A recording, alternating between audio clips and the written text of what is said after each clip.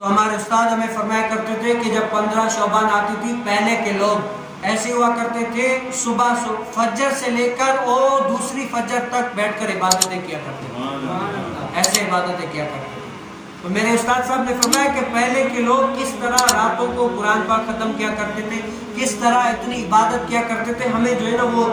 سمجھ میں نہیں آتی تھی کہ پوری رات آدمی عبادت کرے، ریاضت کرے، نیند پوری نہ ہو، لیکن پھر بھی اتنا عبادت کا شوق کیسے، ہمیں سمجھ میں نہیں آ رہا تھا۔ تو میرے استاد نے فرمایا کہ جب یہ دور آیا نا، جب ہم نے اس نوجوانوں کو دیکھا کہ نوجوان سوشل میڈیا کے اندر اتنے گھنٹوں پوری رات گزار دیتے ہیں، تب ہمیں سمجھ میں آیا کہ پہلے کے لوگ جس طرح آج یہ سوشل میڈیا پر اپنا وقت ضائع کرتے، اس طرح لوگ اپنے قرآن کے ساتھ رہتے ہیں۔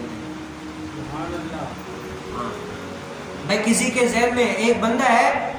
یہ تو ہماری خامی ہے کہ ہم اگر قرآن پڑھتے ہیں تو تھک جاتے ہیں، یا ہماری کمر میں درد پڑ جاتا ہے، یا کوئی ہمیں پریشانی لاحق ہو جاتی ہے، یہ ہماری کمزوری ہے، یہ ہماری وہ ہے۔ پہلے کے لوگ جتنا قرآن پاک پڑھتے تھے اتنا بھی زیادہ ان کو مزہ آتا تھا، جتنا حضور علیہ السلام کی احادیث سنتے تھے ان کو اتنا زیادہ مزہ آتا تھا۔ وہ بابا فرید رحمت اللہ تعالیٰ علیہ نے فرمایا نا، پھر چوگن چودھار پھرا، ہند سندھ تے پنجاب پھرا، مت یار ملے کہیں سانگ سبب، اتے خوش بسداں وچ ملک عرب، دھڑے دھوڑے دکڑے کھاندڑیاں، تیرے نام تو میں مفت وکاندڑیاں، تیری باندیاں دی میں باندڑیاں۔ سبحان اللہ۔ یا رسول اللہ، میں